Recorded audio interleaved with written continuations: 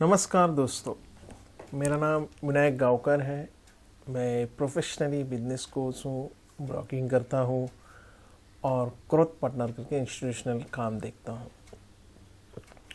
आज हम एक विषय लेके आए हैं कि फ़ंड कैसा रेज करना है, what is the source of fund raisings. और वो सभी सोर्स हम आज डिस्कस करने वाले हैं।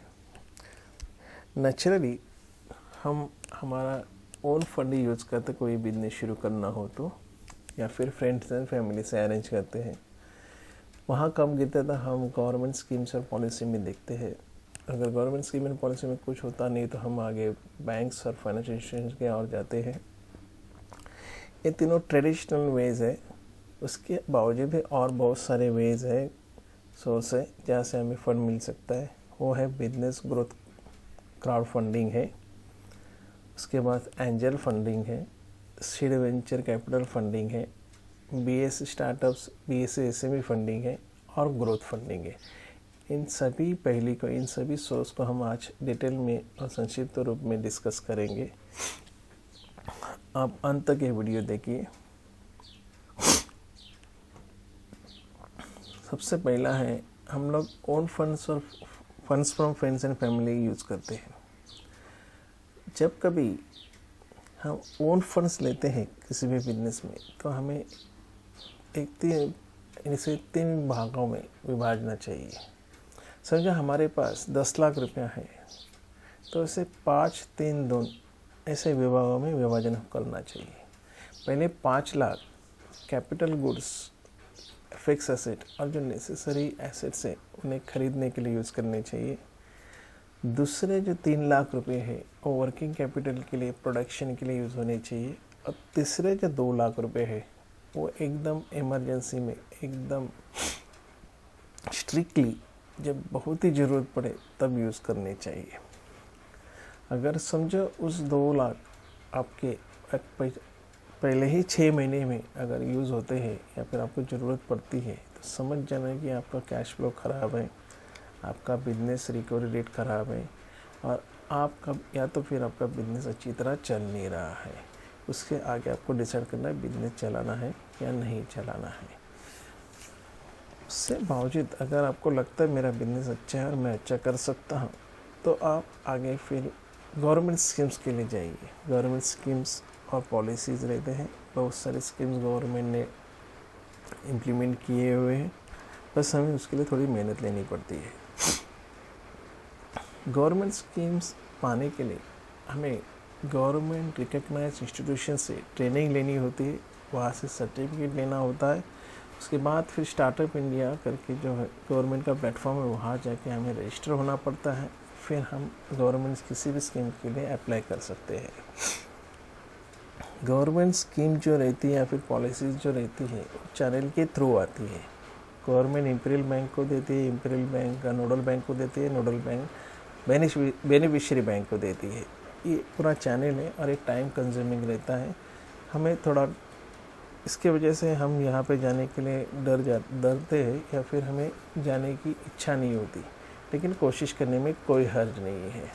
अगर इसके आगे नहीं होता है तो हमें बैंक की तरफ मुड़ना चाहिए। तो बैंक हमें फाइनेंस करती है सिर्फ कैपिटल गुड्स के लिए, वो भी एक सीमित दायरे में। वो दायरा ख़त्म होने के बाद हमें वो कोलेटरल कहती है कि आपके पास कोलेटरल हो तो हम आपको फाइनेंस कर सकते हैं। फाइनेंशियल इंस्टीट्यूशन जो रहते हैं, खास करके प्राइवेट फाइनेंशियल इंस्टीट्यूशन जो रहते हैं, वो अनसिक्योर लोन देते हैं, परंतु उनका ब्याज दर, इंटरेस्ट रेट बहुत हाई होता है। कभी कभी 24 से 30% तक जाता है, जो हमारे जैसे बिजनेसमैन के लिए परवड़ने वाला नहीं है। क्योंकि हमारा प्रॉफिट मार्जिन ही 15% से ज़्यादा 25% तक होता है। अगर हमारा पूरा प्रॉफिट मार्जिन ही अगर इंटरेस्ट खा जाएगा तो हम बिजनेस कैसे चलाएंगे, कैश फ्लो कैसे मैनेज कर पाएंगे। इससे अच्छा मैं कहता हूँ कि कभी भी अगर कोई लोन लेना हो तो बैंक से ही लीजिए। बैंक के थ्रू आपको भले थोड़ी तकलीफ हो सकती है, जितना भी समझो आपको कैपिटल फंड मिलता है वो तो कैपिटल फंड लीजिए। अगर कोई बैंक वर्किंग कैपिटल देती है तो वर्किंग कैपिटल के लिए कोशिश कीजिए। कोई भी बैंक हमें अनसिक्योर्ड लोन 35 लाख तक या तो फिर 50 लाख तक देती है, हर बैंक टू बैंक डिपेंड है। हाँ, कुछ गवर्नमेंट की स्कीम एस में बैंक थ्रू ही चलती है, वहाँ पे यहाँ पे हमें 2 करोड़ तक मिलने की संभावना होती है, परंतु इसमें बहुत सारे कंडीशन है, प्रोसीजर है, पूरे करते करते थक जाएंगे अब। उसके बावजूद और भी बहुत सारे सोर्सेस है जो हमें पता नहीं है या फिर हम जानने की कभी कोशिश की नहीं है। अभी वही मैं आपको बताने की कोशिश करूँगा। ये बिजनेस क्राउड फंडिंग कुछ नया नहीं है, हिंदुस्तान में बहुत सालों से चल रहे कोऑपरेटिव सोसाइटी के माध्यम से। और यहाँ पे बहुत सारे लोग एक साथ आते हैं, इकट्ठे आते हैं, पैसा जमाते हैं, पुल बनाते हैं और फिर लोगों को फंडिंग करते हैं बिजनेस के लिए या फिर चैरिटी के लिए। बिजनेस क्राउड फंडिंग 4 विभागों में आता है। एक है equity crowd funding, donation crowd funding, debt crowd funding और rewards crowd funding. Equity crowd funding ये सेम ही है। यहाँ पे बहुत सारे लोग आते हैं, इकट्ठा होते हैं, पैसा जमा करते हैं और वो किसी कंपनी में कंट्रीब्यूट करते हैं। वहाँ पे वो अपने शेयर होल्डिंग लेते हैं, वहाँ पे अपने कुछ कंडीशन के तहत वो डिविडेंड भी लेते हैं। और ज़्यादातर ये इंडिया में इस तरह की प्रैक्टिस फार्म बेस्ड इंडस्ट्री में होती है। वहाँ पे जो फार्मर्स शेयर होल्डर बनते हैं वो उनका जो प्रोडक्ट रहता है वो कंपलसरी उस कंपनी को लेना होता है, प्रोसेस करना होता है। परंतु हमें और भी दायरा जो है वो भी लोगों को बताना चाहिए, क्योंकि प्राइवेट बिजनेस और कमर्शियल बिजनेस में आज तक किसी ने इक्विटी क्राउड फंडिंग का कोई फंडा चला नहीं है या फिर किसी ने कोशिश की नहीं है। तो मैं कहूँगा लोगों को कि इस प्राइवेट और कमर्शियल वर्ल्ड में भी लोगों ने इन्वेस्ट करना चाहिए। वहाँ पे भी अच्छा पैसा मिलता है, वहाँ पे भी अच्छे बिजनेस डेवलप हो सकते हैं। दूसरा है डोनेशन क्राउड फंडिंग ये ज़्यादातर चैरिटी बेस्ड फंडिंग है। यहाँ पे आप जो भी बिजनेस करते हैं, जो भी एक्टिविटी करते हैं, वहाँ पे आप प्रॉफिट नहीं बना सकते, कोई भी बेनिफिट नहीं ले सकते। आपको जो भी प्रॉफिट होता है, बेनिफिट होता है, पब्लिक सर्विस के लिए यूज़ करना है, medical service, educational service, other necessary facility service के लिए यूज़ करना है। यहाँ पे जो भी कंट्रीब्यूशन आता है वो आपको पे बैक नहीं करना है। तीसरा है डेट क्राउड फंडिंग को लोग मार्केट प्लेस फंडिंग भी कहते हैं। यहाँ पे बहुत सारे लोग मार्केट में आते हैं, पैसा जमा करते हैं और कोई बिजनेस खरीदना बेचने के काम करते हैं। यहाँ पे कोई बिजनेसमैन या फिर कोई कंपनी ऐसे लोगों को ऑफ़र करते मैं आपको इतना इंटरेस्ट दूंगा, इतना रिटर्न ऑन इन्वेस्टमेंट दूंगा, तो आप मेरे पास आइए। और वो हिसाब से वो लोग आपके पास इन्वेस्ट करते हैं। उनका पे बैक क्वार्टरली हो सकता है, हाफ ईयरली हो सकता है, मंथली भी हो सकता है, डिपेंड अपॉन म्यूचुअल अंडरस्टैंडिंग। तीसरा है रिवॉर्ड क्राउड फंडिंग भी ऐसा है कि आप जो कंट्रीब्यूटर तो पैसा वापस नहीं लेते हैं।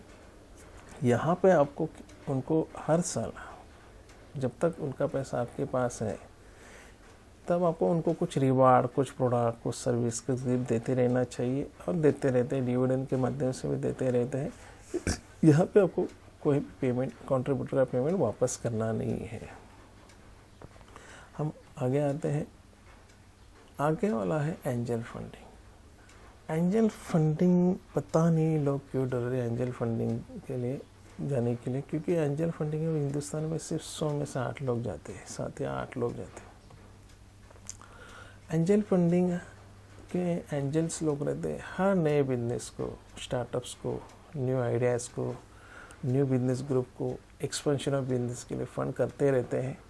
बस हमारा अच्छा प्रेजेंटेशन अच्छा होना चाहिए, हमारा जो बिजनेस होता है वो स्केलेबल होना चाहिए, उसमें एक्सपेंशन की बहुत सारी संभावना होनी चाहिए और उसे अच्छी तरह 1 या 2 पेज में प्रेजेंट करने के हमारे पास वो हमें प्रेजेंट करना चाहिए। उसे प्रेजेंटेशन की वैल्यू बहुत है एंजल फंडिंग में। आप प्रेजेंटेशन जितना अच्छा देंगे उतनी अच्छी तरह एंजल फंडिंग आपको इंटरटेन करेंगे। अगर एंजल फंडिंग का एक सीमित दायरा है, वो भी 50 लाख से 2 करोड़ तक की फंडिंग करते हैं। अगर उससे ज़्यादा आपको फंडिंग चाहिए तो आपको सीड वेंचर फंडिंग के पास जाना चाहिए। सीड वेंचर फंडिंग तभी होती है जब कोई एंजल आपके पास इन्वेस्ट करता है। उस एंजल को पता चलता है कि अभी इस धंधे में और इस बिजनेस में बहुत सारा प्रॉफिट है, यहाँ पे बहुत सारा स्कोप है, ये बहुत स्केलेबल बिजनेस है, यहाँ पे ज़्यादा पैसा डालने में कोई हर्ज नहीं। तो वो एंजल और अदर एंजल्स को और फाइनेंशियल इंस्टीट्यूशन को अप्रोच करता है और कहता है कि यहाँ पे इन्वेस्ट कीजिए, हम ग्रुप बनाएंगे, पूल बनाएंगे, पूल के तहत इस कंपनी में हम इन्वेस्ट करेंगे। यहाँ पे भी एक सीमित दायरा है, यहाँ पे आपको 5 करोड़ से 10 करोड़ तक की फाइनेंस मिलता है। उसके आगे आपको जाना हो तो और भी अदर सोर्सेस है। बीएससी स्टार्टअप और BSc SME funding, BSc startup और बीएससी एसएमई फंडिंग जो है ये सेबी रजिस्टर है, सेबी अप्रूव्ड है और बॉम्बे स्टॉक एक्सचेंज के तहत ही ये ऑपरेट होता है। बीएससी स्टार्टअप हम पहला देख लेते हैं।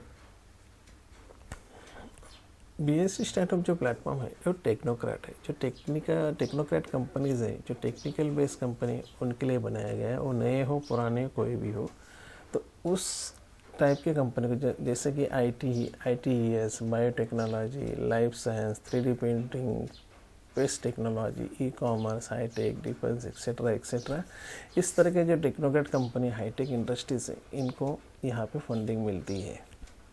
तो कंडीशंस क्या है? द कंपनी स्टार्टअप रजिस्टर होनी चाहिए, स्टार्टअप इंडिया के साथ रजिस्टर होनी चाहिए, MSME की तरह या DIPP की तरह।